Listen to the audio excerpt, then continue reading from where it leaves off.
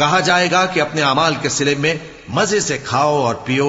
تختوں پر جو برابر برابر بچھے ہوئے ہیں تکیے لگائے ہوئے ہوں گے، اور بڑی بڑی آنکھوں والی حوروں کو ہم ان کی بیویاں بنا دیں گے، اور جو لوگ ایمان لائے اور ان کی اولاد بھی راہ ایمان میں ان کے پیچھے چلی، ہم ان کی اولاد کو بھی ان کے درجے تک پہنچا دیں گے، اور ان کے اعمال میں سے کچھ کم نہ کریں گے۔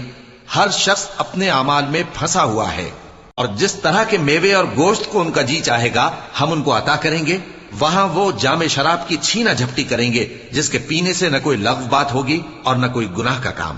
اور نوجوان خدمتگار جو ایسے ہوں گے جیسے چھپائے ہوئے موتی جو ان کے آس پاس پھریں گے، اور ایک دوسرے کی طرف رخ کر کے آپس میں گفتگو کریں گے، کہیں گے کہ اس سے پہلے ہم اپنے گھر میں اللہ سے ڈرتے رہتے تھے تو اللہ نے ہم پر احسان فرمایا اور دوزخ کی گرم ہوا کے عذاب سے ہمیں بچا لیا۔ اس سے پہلے ہم اسے پکارا کرتے تھے، بے شک وہ احسان کرنے والا ہے، مہربان ہے۔ تو اے